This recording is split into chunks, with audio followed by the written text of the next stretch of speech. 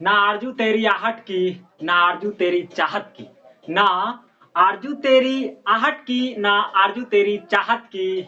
अब तो इश्क हो गया फिजिक्स से, इसीलिए तो कोई असर ही नहीं होता तेरी मुस्कुराहट की। जी हाँ, आप लोग का बहुत बहुत शुक्रिया हमारे इस चैनल को इतना प्यार देने के लिए, और वेलकम अगेन आप लोगों का। तो चलिए आगे बढ़ते हैं एक नए वीडियो के साथ। जी हाँ, आज की क्लास में हम डिस्कस करेंगे मतलब कुछ इंपॉर्टेंट जितने भी सारे इनोवेशंस हुए हैं, और उनके जो जो उन्होंने जिस साइंटिस्ट ने उसका इनोवेशन किया, जिस साइंटिस्ट ने उनका इनोवेशन किया, उन सारे इंपॉर्टेंट इनोवेशन को आज हम देख लेंगे। ये हर एक एग्जाम में कोई ना कोई इनोवेशन इनमें से एक पूछा जाता है। तो चलिए हम स्टार्ट करते हैं और आगे बढ़ते हैं।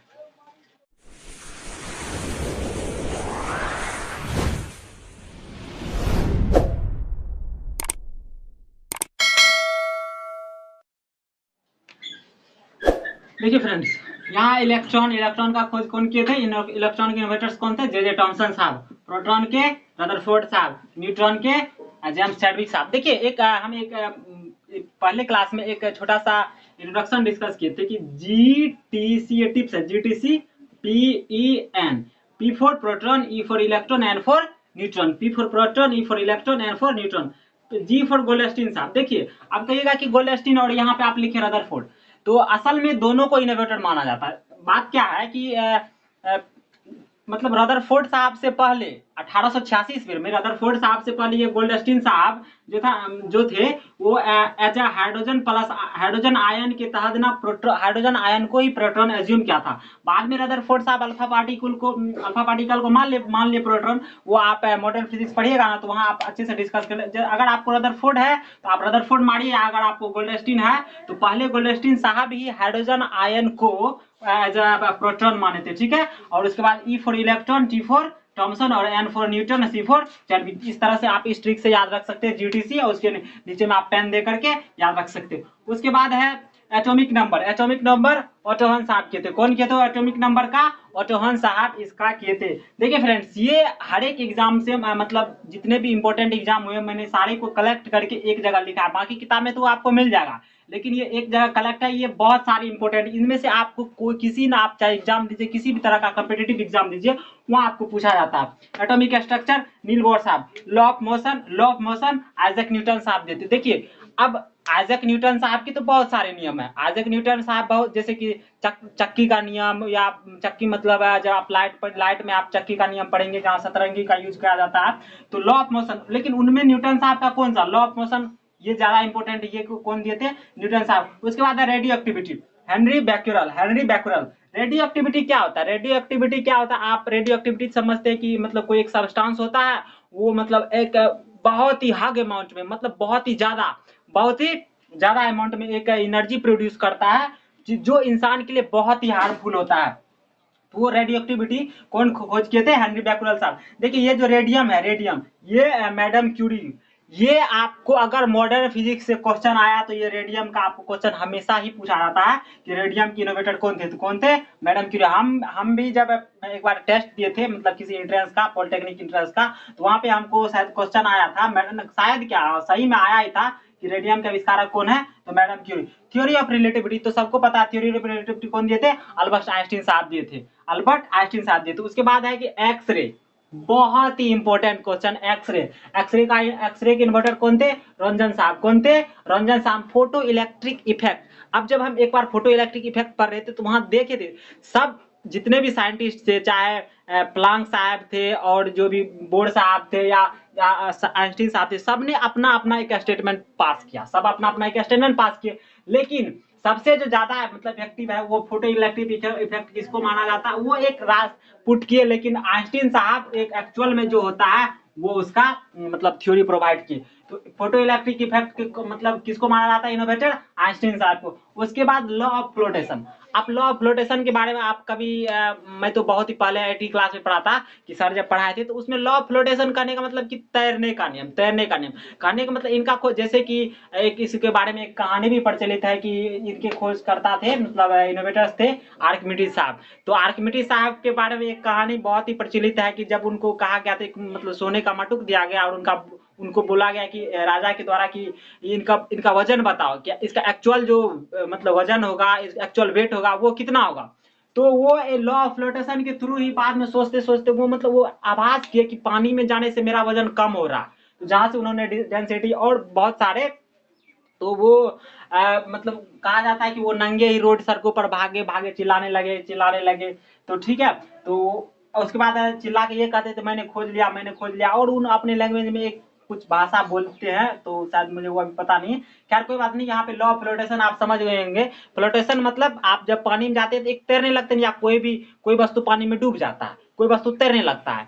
इसके तरह इस थ्योरी को समझने कोई क्यों डूबता है, क्यों तैरता है, इनका जो थ्योरी है वो फ्लोटेशन के साथ आता है, और इनको कौन दिए थे, आर्किमिडीज साहब दिए थे।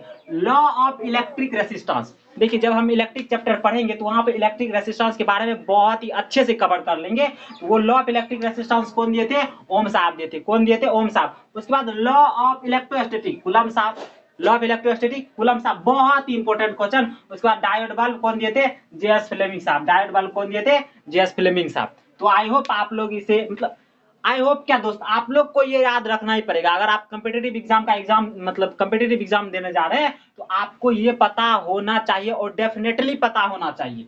तो चलिए आगे बढ़ते हैं, और हम इसको मिटा करके कुछ नया है, कुछ और बचा है उनको हम लिख लेते हैं।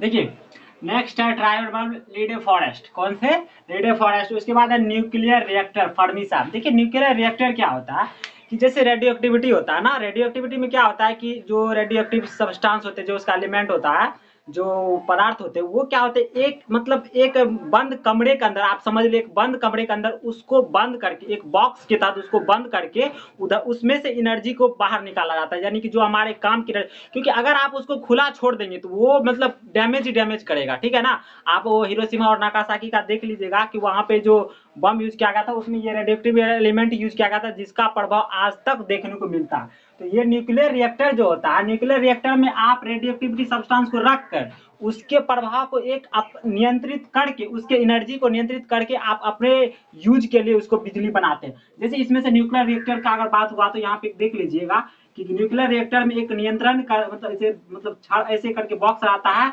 उसमें क्या होता है मतलब इसमें रेडियोएक्टिविटी सब्सटेंस आता है, जैसे यूरेनियम हो गया, तो और बहुत सारे हैं मतलब और है। यूरेनियम में अगर हम यूरेनियम को ले तो वो अपना एनर्जी, देखिए एनर्जी कैसे उसमें फ्लो होता है। जैसे एनर्जी ये एक हुआ, एक पार्टिकल हुआ, इधर से ये 2 पास करेगा, ये इधर 4 पास करेगा, फिर ये भी 2 पास करेगा, मतलब कि हर एक पार्टिकल जो निकलता है वो अपने से डबल निकालता, फिर ये फिर ये फिर ये फिर ये। अब हर पार्टिकल देखिए, एक नहीं लग रहा है कि ये इस व्यू से बढ़ रहा है पूरे, मतलब अगर इसको रोका नहीं गया तो ये विनाश ही करता है, ठीक है।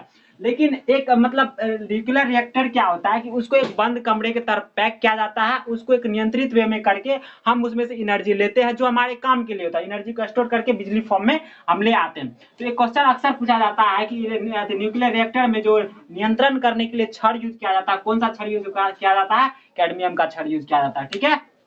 तो आप लोग आई होप इसे भी याद रखिएगा कि न्यूक्लियर रिएक्टर में मतलब जो नियंत्रण करने के लिए छड़ होता है वो कौन सा छड़ होता है, कैडमियम का छड़ होता है। बहुत इंपॉर्टेंट क्वेश्चन है। और न्यूक्लियर रिएक्टर्स में क्वेश्चन ये, अगर कोई क्वेश्चन सबसे ज्यादा इंपॉर्टेंट क्वेश्चन है तो कैडमियम से रिलेटेड। ऐसे बहुत सारे मतलब सभी क्वेश्चन इंपॉर्टेंट है, बट अगर ज्यादा चांस पूछने का होता है तो वो कैडमियम, यानी कि नियंत्रक छड़ के रूप में किसका यूज किया जाता है, कैडमियम का, ठीक है। उसके बाद है कि डायनामाइट, डायनामाइट सबको पता होगा, अल्फ्रेड नोबेल साहब दिए थे। उसके बाद पॉजिट्रॉन, दोस्त बहुत ही इंपॉर्टेंट क्वेश्चन है। अक्सर विद्यार्थी क्या करते हैं, पॉजिट्रॉन को प्रोटॉन समझ, देखिए एग्जाम देने जा रहे हैं तो इसीलिए कहा जाता है कि आप किसी भी क्वेश्चन को अच्छे से पढ़िए, क्योंकि अगर आप इसको देखें या आई एम हैप्पी, आप हैप्पी हो जाइएगा कि ठीक है ये क्वेश्चन मैं बना लूंगा, बट आप इसको देख सकते हैं पॉजिट्रॉन, कितने लोग पी देखते हैं और ट्रॉन देखते हैं, प्रोटॉन समझ के मार देते हैं, आके गोल्डस्टीन साहब या रदरफोर्ड साहब मार के आ जाते हैं, वो सब समझते। लेकिन हम आप लोग से क्योंकि हमने बहुत बार जब भी हम किसी एकेडमिक सेशन का एग्जाम दिए, या इनफैक्ट मेरा एक क्वेश्चन था, देखिए क्वेश्चन क्या था, यहाँ पे कोस था, यहाँ पे इनवर्स था, और यहाँ पे कुछ था पाई था, और यहाँ पे भी कुछ वैल्यू था, तो हम इसके अनुसार मार के वैल्यू आ गया, हमसे बाकी इसको हम देखबे नहीं किए।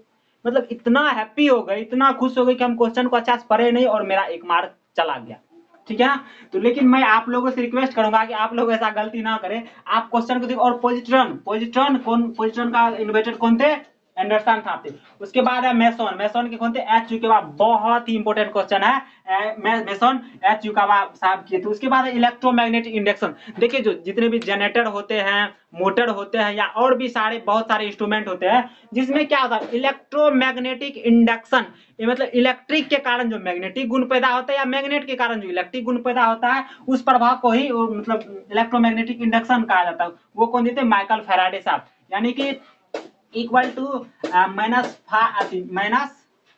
N into d five by d t. अक्सर आप लोग अगर 12th में फिजिक्स में पढ़े होंगे कि ई इक्वल टू क्या होता है? ई इक्वल टू क्या होता है? इलेक्ट्रो मतलब ईएमएफ होता है। क्या होता है? इलेक्ट्रोमोटिव फोर्स होता है। और एन इक्वल टू क्या होता है? Number of turn. क्योंकि आप देखे होंगे नंबर ऑफ टर्न क्या होता है, ये फाइव क्या होता है मतलब rate in D five upon D T क्या होता है? Rate in change in flux होता है। बट ये एन क्या होता है? आप देखेंगे कोई भी मतलब ट्रांसफार्मर ले लीजिए, कोई जनरेटर, आप देखेंगे कोई एक मतलब तांबे का तार रहता है, ऐसे ऐसे करके लपेटा रहता है। तो ये नंबर ऑफ ये टर्न दिखाता है कि उसका कितनी बार उनको लपेटा गया। बात ये नहीं है, बात यह है कि इलेक्ट्रोमैग्नेटिक इंडक्शन की बात देखिए ना आपकी मतलब एक फ्लक्स के तहत, फ्लक्स क्या? फ्लक्स जैसे ही आप करंट दीजिएगा मतलब किसी वायर में या उसको कट कराइएगा वहां से ई जनरेट हो रहा, मतलब आप दिए क्या और आया क्या, यही तो है इलेक्ट्रोमैग्नेटिक।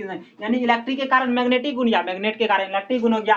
तो इसका इनका खोज के अगर इलेक्ट्रोमैग्नेटिक इंडक्शन का खोज नहीं होता तो आज हम लोग या आप लोग कोई भी जनरेटर या मोटर का यूज नहीं कर रहे थे।